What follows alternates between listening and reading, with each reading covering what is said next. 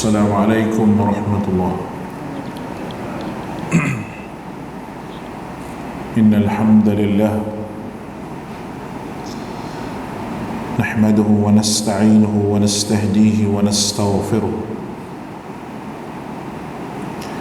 wa nu'minu bihi wa natawakkalu alayhi ونعوذ بالله من شرور أنفسنا وسيئات أعمالنا من يهده الله فلا مضل له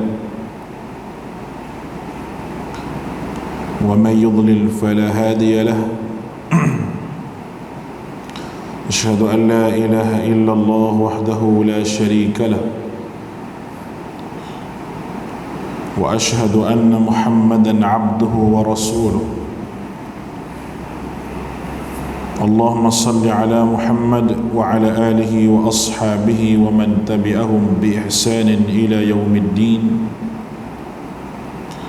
قالوا سبحانك لا علم لنا إلا ما علمتنا إنك أنت العليم الحكيم ولا حول ولا قوة إلا بالله العلي العظيم. قال رب اشرح لي صدري ويسر لي أمري واحلل عقدة من لساني يفقهوا قولي. ربنا زدنا علما وارزقنا فهما. اللهم أنت السهل إلا ما جعلته سهلا وأنت تجعل الحزن إذا شئت سهلا. رب يسر ولا تعسر وبتمم بالخير. Alhamdulillah, bersyukur kita kehadrat Allah Subhanahu wa taala dengan limpah kurniaan nikmat daripada Allah Subhanahu wa taala. Kita dapat bersama-sama pada malam ini bagi menyambung lagi berkenaan dengan kisah-kisah kharitatul mustaqbal fil hadits nabawi, itu perkara-perkara yang akan berlaku berkenaan dengan datangnya kiamat berdasar kepada hadis Nabi sallallahu alaihi wasallam. Pada kuliah kita yang lepas, kita telah sebut berkenaan dengan penaklukan Konstantinopel yang telah pun kita hurai, yang disebut oleh Nabi sebagai Konstantiniyah atau Rumiyah. Konstantinopel atau Rom, yang mana pembebasan sebuah kota ini terjadi tanpa berlakunya peperangan.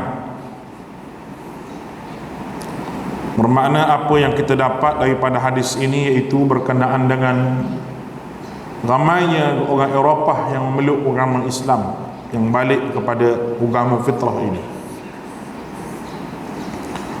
Apa yang kita nampak pada hari ini, itulah yang berlaku. Orang yang kita sebut sebagai Eropah, ada di kalangan mereka yang mengkaji Islam dan menerima Islam ini,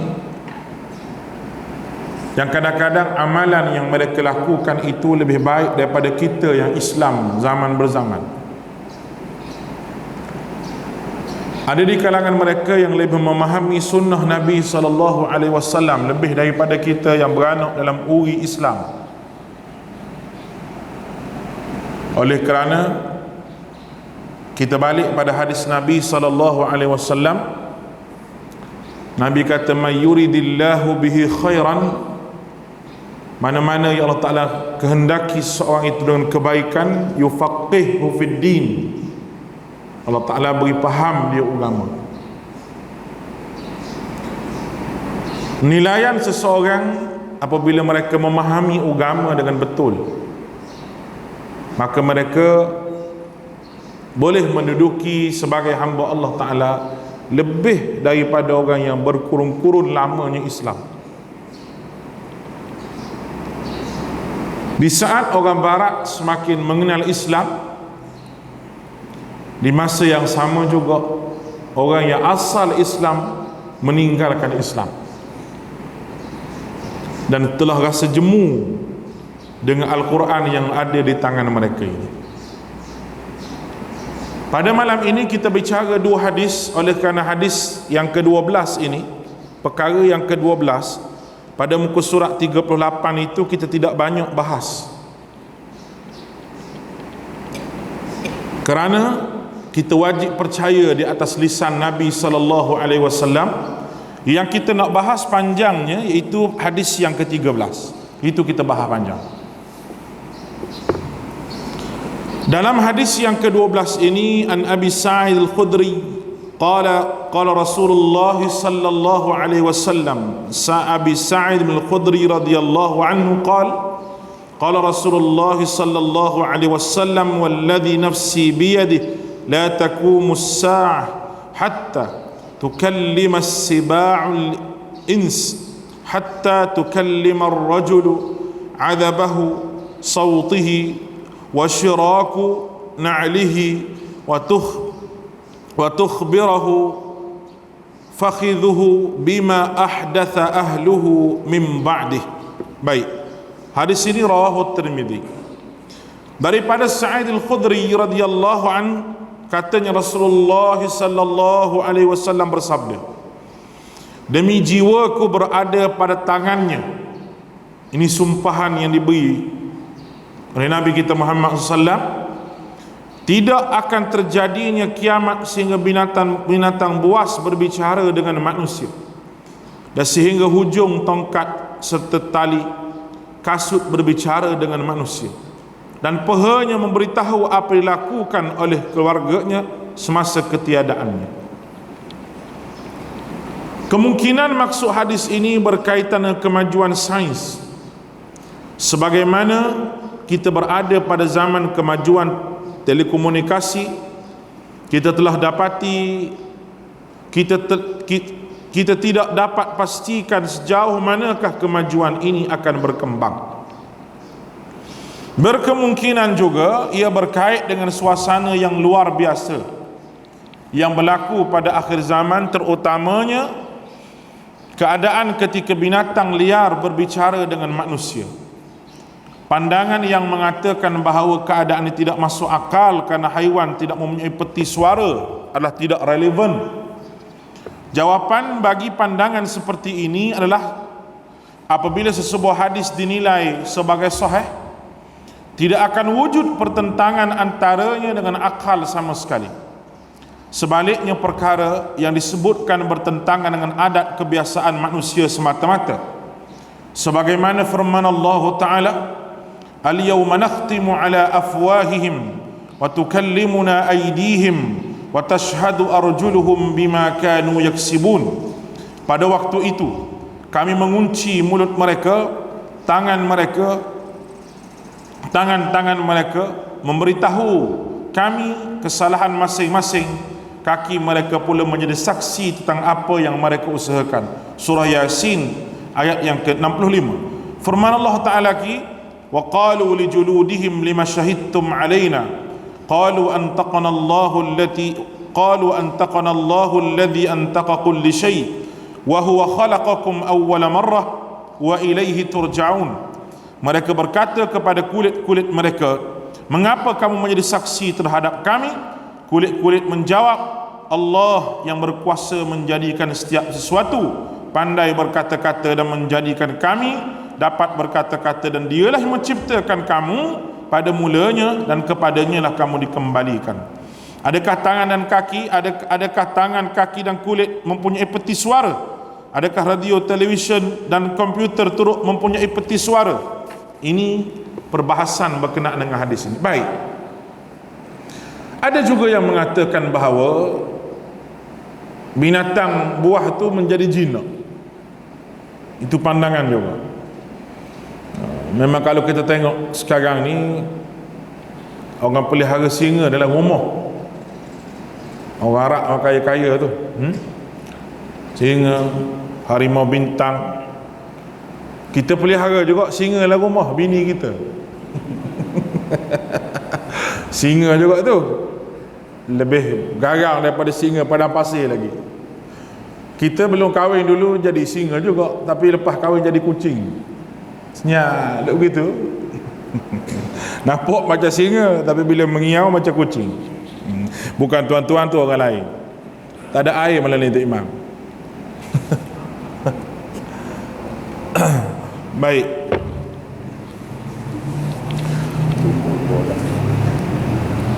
Lupa lama tak kuliah ni. Baik. Ada orang yang mempertikaikan hadis ini dengan kaedah logik,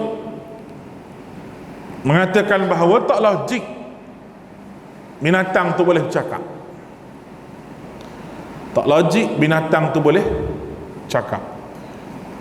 Kalau kita nak cakap daripada sudut logik, memang tak logik lah.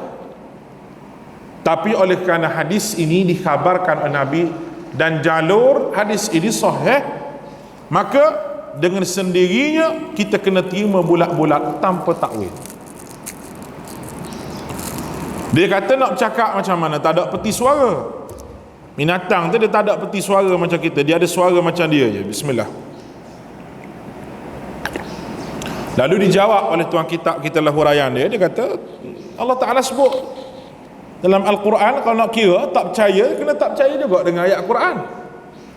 Sebab ayat Quran ada yang mengatakan tangan kaki boleh bercakap di hari akhirat, sedangkan tangan dan kaki ni juga tidak ada peti suara dia. Radio mana ada peti suara? Tidak ada suara lidah, tak ada.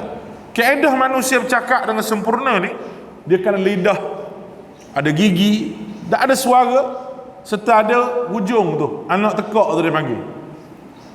Anak tekak tu. Dan kalau orang belajar ilmu tarannum, suara ni dia ada qarar. Dia ada qararil qarar, rendah lagi. Qarar tu rendah. Lepas tu dia jawab, dia ada jawabul jawab. Dia ada jawab pada suara. Suara perut dia panggil suara dada, suara tekak, suara kepala. Itu kaedah mengaji tarannum lah. Suara tu kita nak ambil di mana suara kita bila kita bercakap. Kalau kita bercakap dengan isteri kita, cakap dengan kawan kita, tak perlu kuat, kita bercakap biasa je. Ada benda-benda yang kita bercakap, kita perlu angkat suara kita. Allah Ta'ala bagi kelebihan. Tapi dalam bab ni binatang boleh bercakap. Oleh kerana benda tu dikhabarkan oleh Nabi SAW, kita percaya. Kita percaya. Ada yang juga yang mengatakan bahawa isyarat kepada binatang reti bila diajar. Memang reti sungguh. Reti sangat-sangat. Bagaimana saya cerita di Kelantan ada sekolah beruk. Beruk tu ada sekolah dia. Cikgu tu orang panggil cikgu beruk. Bukan cikgu sini, minta maaf kan. Cikgu sekolah beruk tu dia panggil cikgu beruk. Anda beruk hebat-hebat tu dia tak minum air sejuk ni. Air macam saya ni dia tak minum ni. Dia minum air Levita tu imam. Dia tak minum, dia sepak je kalau bagi air ni. Kalau beli air Levita tu, kalau belah Thailand sepadan tu air Karabau dia panggil tak, tanduk tu. Kalau beruk minum air tu 100 batang pokok sehari dia boleh ambil. Dia jadi gagah. Kalau manusia minum potong kaki kecil manis tu. Nah, jangan kita minum. Itu hak mahal. Reti dia. Nak pulah macam mana, nak lempar macam mana, suara tuan dia kena gajah dalam serkas. Seolah-olah dia berbicara dengan manusia. Jadi kita tak hurai panjang hadis tu, kerana hadis ini melulu kepada kepercayaan. Dan kalaulah ada boleh bercakap sungguh, maka Nabi Allah Sulaiman, orang yang mengerti percakapan binatang, tapi tidak semua. Ada juga Nabi Sulaiman tak tahu. Cuma Allah Ta'ala buka kepada Nabi Sulaiman untuk mendengar perkataan semut semasa dia nak lalu bersama dengan tentera dia. Ya ayyuhan namlu dkhulu masakinakum la yahtimannakum Sulaiman wa junuduh. Wahai semut-semut, udkhulu masakinakum, masuk kepada rumah-rumah kamu, kerana tentera Sulaiman nak lalu. Fatabassama dhahika. Allah Ta'ala kata Nabi Sulaiman suka dengar, tersenyum. Tabassama dhahik maknanya tersenyum, ketawa bila mendengar perkataan semut tersebut. Boleh dengar bercakap. Dan itu memang wujud. Memang wujud. Jadi apa yang peliknya bila Allah Ta'ala sebut bahawa akhir zaman binatang boleh bercakap. Allahu Akbar. Kalau kita balik rumah kita, duk heret lembu tak boleh bercakap. Buatnya lembu boleh bercakap. Macam mana? Duk heret lembu tu, lembu kata, bodoh tu aku ni maghrib baru mari ambil. Orang maghrib pergi masjid dah. Dia maghrib baru mari ambil, dia kata. Kalau lembu cakap gitu, lari saya rasa kita. Habis berkenaan dengan hadis yang ke-12. Kita tengok hadis yang ke-13. Baik. Hadis yang ke-13 inilah yang kita nak ambil tahu banyak sikit. Oleh kerana ada golongan yang membaca hadis yang ke-15, yang ke-13 ni, perkara yang ke-13 ni pada muka surat 40 tu, dia tembak negara Saudi, dia tembak Najdi, dia tembak orang yang berasal daripada daerah tersebut yang bernama Muhammad bin Abdul Wahab. Bahawa tanduk syaitan yang Nabi sebutlah hadis ni yang kita akan baca nanti merujuk kepada fahaman Wahabi. Ni saya nak betulkan balik seorang ustaz yang famous duk cakap berkenaan dengan pembongkaran Wahabi dalam YouTube tu, bersiri-siri tu. Malam ni saya nak jawab mungkin 2 siri ataupun 3 siri. Kita nak jawab dulu berdasar kepada hadis ni. Ustaz tu terus dengar baik-baik, buka telinga. Kalau dah tarik telinga tu, korek dulu, dengar baik-baik kita nak sebut. Sebab mulut dia telah memfitnah, telah menyalahgunakan hadis, telah berdusta di atas nama Nabi SAW yang bukan daripada huraian yang betul. Membaca hadis ini, dia tidak ambil sokongan kepada hadis-hadis yang lain, dan hadis ini ada dihuraikan oleh hadis yang lain. Kita baca hadis ni. An Ibn Umar radhiyallahu anhuma, An Ibn Umar radhiyallahu anhuma. Sebab apa anhuma? Sebab Ibn Umar, Abdullah bin Umar seorang, ayah dia Umar bin Khattab, diradai kedua-duanya. Itu makna radhiyallahu anhuma. Qala ذكر النبي صلى الله عليه وسلم اللهم بارك لنا في شامنا اللهم بارك لنا في يمننا قالوا يا رسول الله وفي نجدنا قال اللهم بارك لنا في شامنا اللهم بارك لنا في يمننا قالوا يا رسول الله وفي نجدنا فأظنه قال في الثالثة هناك الزلازل والفتن وبها يطلع قرن الشيطان. Hadis ini diriwayat oleh Bukhari dan sahihnya bab fitnah. Baik, kita baca. Daripada Ibnu Umar radhiyallahu anhu katanya, Nabi sallallahu alaihi wasallam berdoa, ya Allah berkatilah bumi Syam kami, ya Allah berkatilah bumi Yaman kami. Mereka berkata, wahai Rasulullah, bagaimana pula dengan Najd kami? Rasulullah SAW berkata, ya Allah berkatilah bumi Syam kami, ya Allah berkatilah bumi Yaman kami. Mereka bertanya lagi, wahai Rasulullah, bagaimana pula dengan bumi Najd? Bumi Najd kami. Seingatku baginda berkata, pada kali yang ketiga, di sana berlakunya gempa bumi serta fitnah, dan di sana jualah munculnya tanduk syaitan. Baik, huraian dia, Rasulullah sallallahu alaihi wasallam memberi isyarat kepada kita tentang sebaik-baik tempat tinggal pada akhir zaman. Bumi Najd yang dimaksudkan ialah An-Najd yang dikenali yang terletak di timur Hijaz. Pandangan yang mengatakan bumi Najd ialah negara Iraq, dan ada juga pandangan yang mengatakan adalah tidak benar kerana Najd bermaksud kawasan tanah tinggi. Mereka bertanya lagi, bumi Najd kami, dalam hadis merujuk kepada tempat dinamakan sebagai Najd.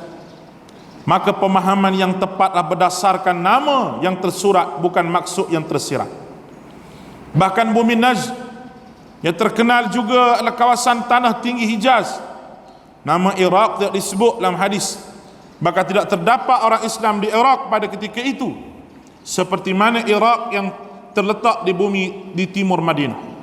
Sebaliknya lokasi Iraq lebih hampir dengan utara Hijaz berbanding timur. Kemunculan tanduk syaitan ialah perumpamaan tentang berlaku fitnah yang amat dahsyat, karena tanduk ialah simbolik kepada kekuatan. Tidak ada lagi permulaan berlakunya fitnah yang dahsyat itu adalah dengan kemunculan Musailamah Al-Kadzab di sana. Musailamah Al-Kadzab di Yamamah, di daerah apa ni orang panggil di Najd, di kampung, kebetulannya dekat dengan kampung Syekh Muhammad bin Abdul Wahab. Saya pergi di Riyadh baru ni, saya pergilah tempat terbunuhnya syuhada, kubur syuhada yang melawan dengan golongan murtad Musailamah Al-Kadzab ni. Ada dua belah kubur, di sini satu, di seberang jalan satu. Ada lagi kubur dia. Kubur bukan Musailamah tu, kubur sahabat-sahabat yang syahid yang menentang Musailamah ini. Baik. Berkenaan dengan bumi Syam dan juga bumi Yaman,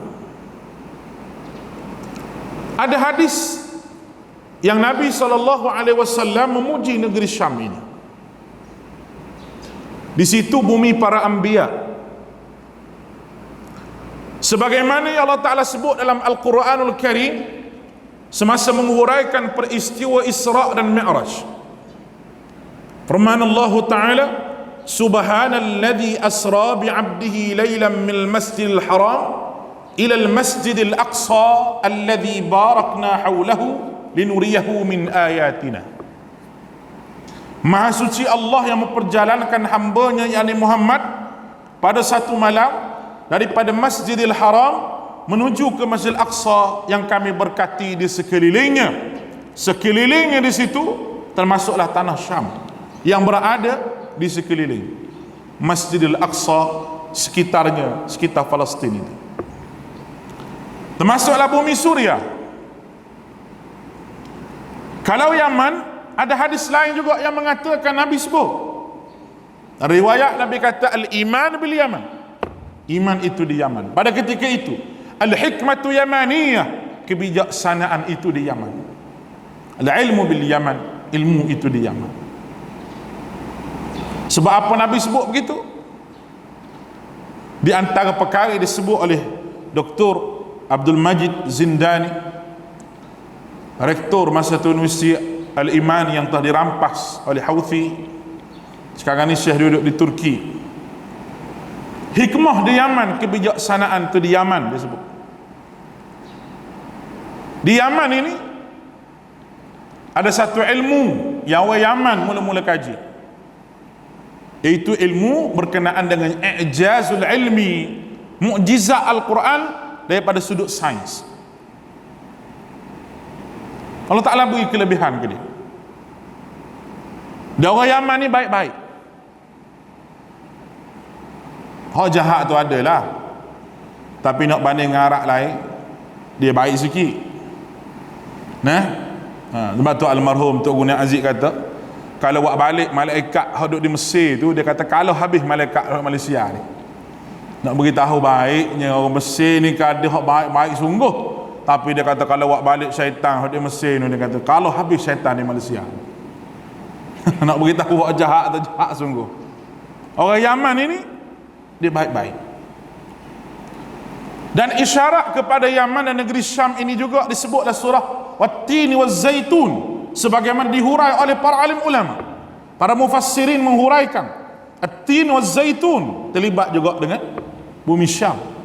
Wa Turi Sinin, itu Turi Saina, tempat Nabi Musa. Wa hadzal baladil amin, negeri Mekah itu sendiri yang diberkati oleh Allah. Itu doa Nabi kepada negeri ini. Dan kedua negeri inilah yang sedang bergolak. Mungkin ada sebab yang didoakan oleh Nabi SAW. Baik. Apabila Nabi sebut berkat dua kali, Nabi doa ni untuk bumi Syam, bumi Yaman, lalu bagaimana dengan An-Najd, bumi Najd ini? Nabi sebut di sana ada gempa bumi, dan di sana juga munculnya fitnah dan tanduk syaitan. Baik. Kebetulan Muhammad bin Abdul Wahhab At-Tamimi daripada Bani Tamim, berasal daripada Najd, tempat negeri kelahiran yang dikatakan munculnya tanduk syaitan ni. Lalu golongan yang tidak suka dengan Muhammad bin Abdul Wahhab oleh kerana gerakan untuk merampas kembali Jazirah Arabiyah oleh Bani Saud, disokong oleh Muhammad bin Abdul Wahhab kerana mereka mempunyai kabilah yang cukup besar. Kabilah cukup besar. Jadi kehidupan berpuak-puak dan berkabilah memainkan peranan yang penting untuk siapa yang kuat dan siapa yang boleh merintah. Tak kurang juga Bani Saud, yang dalamnya di kalangan orang yang hebat-hebat daripada sudut politik. Syekh Muhammad bin Abdul Wahhab, dia fikir bahawa untuk menghapuskan khurafat-khurafat yang dibiarkan oleh kerajaan Utsmaniyah Turki yang menguasai Mekah pada ketika itu, dibiarkan begitu saja. Maka Syekh Muhammad Abdul Wahhab ni, dia ada kesedaran untuk diambil balik. Maka apabila dia terlibat dengan politik, terlibat dengan peperangan, menyokong Bani Saud untuk mengambil tanah Arab, maka ulama-ulama yang mengampu kerajaan Utsmaniyah menulis tulisan, menulis kitab, menuduh Syekh Muhammad Abdul Wahhab dengan tuduhan-tuduhan yang berat. Maka tuduhan itu sampai ke negara kita terlebih dahulu, nak banding dengan pujian kepada Syekh Muhammad bin Abdul Wahhab. Lalu tuduhan dan fitnah itu tidak dikaji oleh para asatizah, disambung mata rantai fitnah itu, dibawa, dijaja merata-rata dengan fahaman Wahabi tak berhenti siang malam. Wahabi habis. Sampai hak tak sedar di Mekah pun marah ke Wahabi juga. Ada seorang perempuan baru ni pergi ke Mekah, syok waya macam mana tak tahu. Tengok Nabi SAW, Nabi marilah bilik dia bila dia mimpi. Bila orang tegar, salah Wahabi juga. Puak Wahabi hak marah. Kita kata kalaulah puak Wahabi marah buat awak buat kerja ni, tak apalah, Wahabi ke Wahabi lah. Orang nampak, oh rupanya Wahabi ni marah benda lagu ni. Bukan kita je marahnya. Hak tidak Wahabi, tak ada kena mengena Wahabi, hak tak tahu Wahabi apa pun, dia marah juga. Sebab apa? Sebab kenyataan dia tak masuk akal langsung. Masuklah Kaabah, nampak tangga lah semua sekali lah, orang sambut dia besar-besar. Apa ni? Orang mabuk ketum duk lagu ni. Nah, rupa-rupanya kita berdoa lah supaya akal dia sihat. Sebab akal dia tahu apa sihat, sebab tu dia boleh kata begitu. Baik, tu saya tambah ulah banyak. Kalau kita tengok, ada satu tulisan dalam akhbar di Malaysia dahulu, lama dah tulisan ni, iaitu berkenaan dengan fahaman Wahabiyah di Malaysia. Di bawah tajuk memahami ancaman terhadap ahli sunnati wal jamaah. Panjang lebar ditulis oleh seorang orang agama juga dalam Malaysia, dan dijawab serta dikaji oleh seorang doktor yang mengajar universiti. Dan jawapan itu diletakkan dalam web dia, tuan-tuan boleh baca. Dan saya kira jawapan itu lengkap untuk menjawab semua kesamaran berkenaan dengan hadis ini, dinisbahkan kepada fahaman yang dibawa oleh Muhammad bin Abdul Wahhab, yang menuduh bahawa Syekh Muhammad Abdul Wahhab inilah yang disebut oleh Nabi sebagai fahaman Wahabi, fahaman Khawarij, dan Syekh Muhammad Abdul Wahhab inilah yang membawa tanduk syaitan. Saya kira benda ini cukup untuk kita jawab. Baik. Berkenaan dengan tanduk syaitan yang muncul di negeri Najd, tempat munculnya tanduk syaitan pertama, Maksud An-Najdi di sisi Al-Imam Al-Bukhari, sebab hari ini Bukhari ni maksud dia apa dia yang Bukhari faham, Imam Bukhari faham macam mana. Baik, Al-Bukhari rahimahullah meletakkan hadis ini dalam bab berjudul sabda Nabi sallallahu alaihi wasallam berkenaan fitnah itu datang daripada sebelah timur. Ini dia sebut, Bukhari letak fitnah yang datang daripada sebelah timur. Kemudian beliau meriwayatkan hadis yang kita bacakan tadi, termasuk doa Nabi sallallahu alaihi wasallam yang kita baca tadilah untuk negeri Syam dan juga Yaman. Baik. Berdasarkan judul bab yang diletak oleh Imam Bukhari. Baik, gini. Kita nak faham satu hadis ni. Satu hadis kita nak faham ni, di bawah istimbat hukum mana dan di bawah tajuk apa, nak bicara masalah apa, kita kena tengok ulama hadis meletakkan pada bab mana. Itu penting. Ramai je orang boleh baca Sahih Bukhari, ramai je orang boleh baca kitab hadis, dan ramai juga orang boleh ambil kitab hadis tu, orang boleh ambil hadis tu, dia buat benda ni, dia buat hukum, dia buat dalil kepada apa yang dia nak cakap. Dan kadang-kadang apa yang dia bercakap itu tidak kena langsung dengan bab yang disebut oleh para muhaddis, para imam hadis. Contoh kalau bab tahlil, ni orang marah ni, tak tahlil. Oh, dia kata buat apa? Tahlil boleh ya, sedekahun jariyah. Dia kata sedekah jariyah. Tengok dulu dia letak bab apa? Bab apa dia letak tu, hadis tu. Bukan bab mengadakan perkara selepas kematian. Itu bab nak cari bekalan untuk kita tinggal kalau kita mati, ada amal jariyah. Bermakna benda amal kebaikan ni kita buat sendiri masa hidup, bukan tunggu orang mati baru kita mati baru orang suruh orang buat tahlil dan sebagainya. Jadi kena faham bab tu dulu sebelum daripada bercakap. Ramai je orang boleh baca hadis, ambil hadis tu, ambil ini ramai je boleh baca, tapi kefahaman kepada bab untuk satu tajuk itu benda yang sangat penting untuk kita faham. Ternyata dia kata Al-Imam Bukhari tidak menentukan secara pasti apa yang dimaksudkan Nabi SAW dengan negeri Najd, kerana ungkapan beliau dari sebelah timur adalah terlalu umum.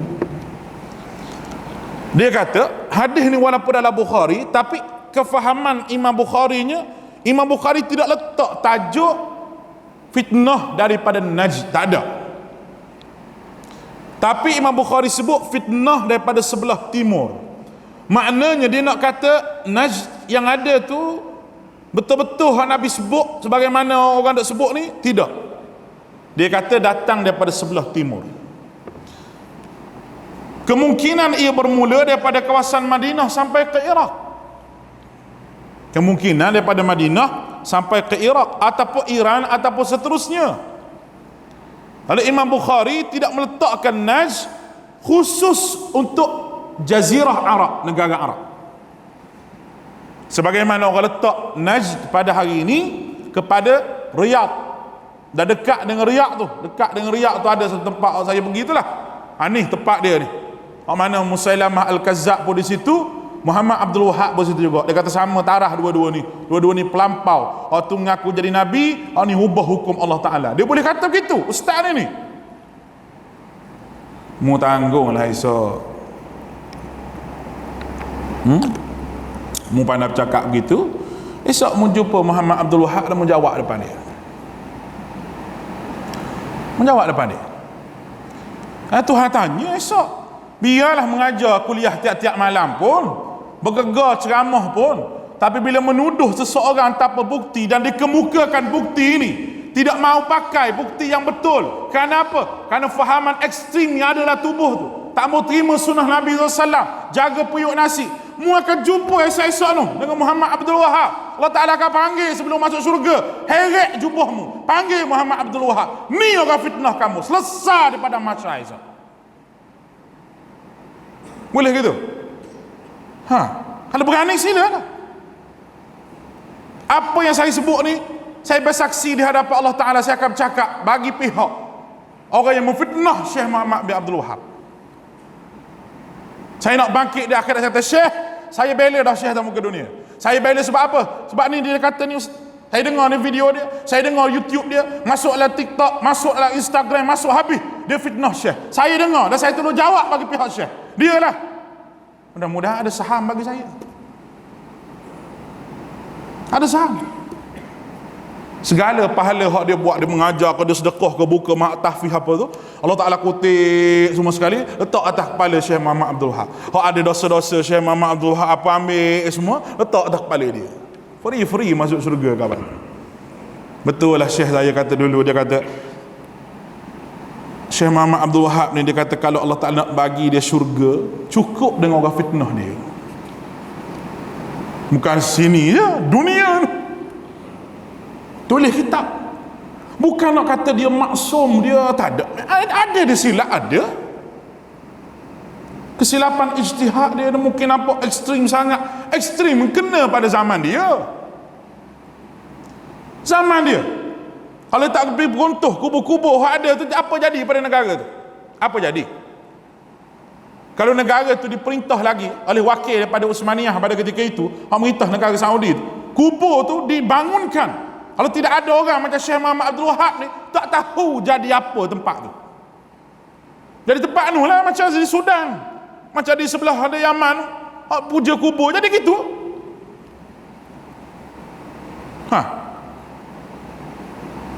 Saya pergi Keriak baru ni, ada Syekh tu, kawan saya tu, ada satu tesis yang baru disudahkan berkenaan dengan pengaruh Syiah di Indonesia serta penyerapan budaya dan amalan Syiah ini ke dalam para habaib di Indonesia. Ada tesis lagi tadi baru saya siap cetak di kedai buku. Saya tak baca lagi, lebih bukan 300 lebih muka surat. Tak ada nak baca lagi, tapi insya-Allah lah bila saya baca saya akan bagi tahu maklumat dalam tu. Apa sebenarnya yang duk masuk begini dengan Hanana dengan apa tu, mari di mana benda tu? Dia buat tesis PhD, dapat terbaik. Nanti kita bakal baca hak dia. Orang ingat agama ni untuk berseronok. Agama ni bukan untuk berseronok. Agama ni untuk kita bawa balik bertemu dengan Allah Subhanahu Wa Taala di hari akhirat. Baik. Letih. Cakap slow-slow takut tak faham. Baik. Jadi jelas Imam Bukhari tidak letak dalam fitnah di Najd, tetapi dia sebut fitnah daripada arah timur. Ini bermakna dia nak mengkonfirmkan bahawa benda ni betul-betul mari pada Najd, dia pun tak konfirmkan. Bukan tak konfirmkan hadis ini sahih. Tapi kefahaman hadis ini. Baik. Yang keduanya, maksud Najd berdasarkan bandingan dengan riwayat-riwayat lain. Selain daripada riwayat Al-Bukhari di atas, hadis ini juga ada riwayat daripada beberapa sumber hadis dengan matan yang berikutnya, dengan matan yang lain. Di antaranya disebut bahawa Nabi SAW bunyinya lebih kurang tadi juga, berkatilah negeri Yaman dan berkatilah sukatan gantang dan cupok kami. Itu tambahan. Tiba-tiba seorang lelaki mencelah, wahai Rasulullah, doakan juga untuk negeri Iraq kami. Ada matan yang lain, doakan juga untuk negeri Iraq kami ni macam mana. Lalu baginda berpaling daripadanya dan bersabda, padanya berlaku gempa bumi, fitnah dan berlakunya tanduk syaitan. Ini yang kata Iraq ni. Tetapi kalau kita baca lah kitab kita ni, dia menolak pendapat ni juga. Tak apalah, kita tepi dulu kitab kita ni. Kita bukan percaya dengan kitab ni, kita buat kajian. Boleh faham tu? Sebab ini pendapat. Ini pendapat. Tuan kitab ni dalam bab ni dia tawakuf. Dia berhenti. Maknanya dia tergantung benda tu. Dia nak kata Iraq pun tak betul juga. Nak kata Najd, Jazirah Arab pun tak betul juga. Dah di mana? Di mana ni kita akan nampak satu hari nanti tempat mana. Gitu ulasan tuan kitab kita ni. Boleh faham ke tak ni? Takut tinggi sangat tak faham. Ni kita faham satu-satu. Baik, matan kepada hadis ini riwayat Bukhari, dalamnya ada penambahan, iaitu didoakan Mekah dan Madinah. Baik, tak apa. Meskipun ada perbezaan di antara dua riwayat tersebut, tapi hakikatnya ia riwayat yang sama. Kerana apa? Sebab apa riwayat sama ni? Baik, kerana rantaian perawi dia bertemu sama dengan seorang sahabat sahaja yang bernama Abdullah ibn Umar radhiyallahu anhuma. Matan riwayat Bukhari, lalu sanad ikut Nafi' ibnu Umar radhiyallahu anhu. Matan riwayat lain Abu Nu'aim ibnu Asakir juga sampai kepada Abdullah bin Umar. Maknanya hak kata Iraq tadi, dia lalu kok perawi ni siapa pada tuan sama. Hak kata Najd tadi, hak tak ada sebut Iraq tu, dia lalu kok perawi lain tapi sampai pada Abdullah bin Umar. Bermakna hadis ini menjadi penguat di antara satu sama lain. Dan nak kata Najd itu betul-betul di Arab Saudi itu tertolak sama sekali. Nak tuduh Syekh Muhammad Abdul Wahab itu tak tahu lagi di mana benda tu. Hanyalah rekaan dan khayalan orang yang menuduh semata-mata. Baik, ketah ni saya bagi minggu depan, kita sama-sama baca. Tak habis lagi ni, tak habis lagi, sikit lagi. Berapa minit lagi tu Imam? 2 minit, tak apa. Masa kecederaan. Tapi dia kata, mengikut kaedah ilmu hadis, kedua-dua riwayat Nafi' dan Salim ini saling menyokong antara satu sama lain. Kerana dia daripada sahabat yang sama. Mari kau ni pun contoh saya, kau ni siapa ketua imam? Siapa ketua imam? Lepas tu kawan ni pula pergi round jauh si, siapa ketua imam juga? Mana orang yang sama, cuma jalur yang berbeza. Bila jadi yang benda begitu, memberi isyarat bahawa kedua-dua itu saling menyokong antara satu sama lain. Itu mengikut hadis. Baik, dia kata ini bermakna perkataan Najd dalam riwayat Al-Bukhari menjadi tafsiran bagi maksud perkataan Iraq dalam riwayat Abu Nu'aim dan Ibnu Asakir. Perkataan Najd dalam tu adalah tafsiran kepada perkataan Iraq yang dimaksudkan dalam hadis tersebut. Jadi jelaslah situ. Kalau kaedah ilmu dia bahas gitulah. Baik, itu dah sudut hadis. Satu lagi, maksud ini diperkuatkan oleh matan riwayat Muslim, di mana Salim bin Abdullah bin Umar radhiyallahu anhu pernah berkata, ya ahlal Iraq, dia kata wahai ahli Iraq, kata Ibnu Umar, alangkah banyaknya persoalan kamu tentang perkara kecil, dan alangkah banyaknya pula dosa besar yang telah kamu lakukan. Aku mendengar ayahku, yakni Abdullah bin Umar, ayah dia ni cucu Sayyidina Umar ni, Salim ibn Abdullah bin Umar. Salim ni siapa? Anak pada Abdullah bin Umar. Dia siapa? Cucu Sayyidina Umar. Dia kata ayah aku pernah berkata, Rasulullah sallallahu alaihi wasallam bersabda, sesungguhnya fitnah itu datang daripada sebelah sini, lalu baginda mengisyaratkan tangannya ke sebelah timur, ke arah mana terbitnya dua tanduk syaitan. Jelas riwayat Muslim, dan kata-kata Nabi SAW dituju kepada penduduk Iraq, isyarat tangan Nabi ditujukan kepada negeri Iraq. Maka berdasar keseluruhan riwayat ini dapat disimpulkan An-Najd yang terdapat riwayat Bukhari merangkumi seluruh negeri Iraq secara umum, bukan menjurus kepada satu tempat yang dikhususkan dalam Jazirah Arabiyah. Dua hadis tu saya sebut tadi, lalu kok ni sampai pada Abdullah bin Umar, lalu kok ni sampai pada dia. Sokongan dia duduk pada riwayat Muslim ini, yang dia kata aku pernah dengar ayah aku sebut bahawa kamu kena sabar. Mula-mula dia kata wahai ahli Iraq, kamu jangan gaduh sangat masalah kecil ni, sebab kamu jangan duk buat sangat banyaknya dosa besar di kalangan kamu.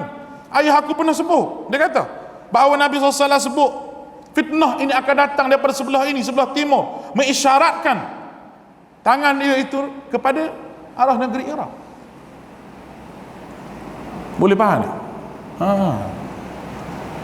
Maka mana mu ustaz yang duk kata Najd ni Arab Saudi, duk kata Muhammad Abdul Wahab ni mana? Penipu dan pembohong besar menjawab depan Allah Ta'ala. Baik, kita sambung kuliah kita akan datang untuk kita sebut maksud Najd berdasarkan kepada huraian ulama. Dan kita akan sebut maksud An-Najd daripada sudut bahasa, maksud An-Najd daripada fakta sejarah, maksud An-Najdi daripada sudut geografi, maksud An-Najd daripada sifat yang khusus, dan juga kesimpulan maksud tanduk syaitan An-Najd itu di mana.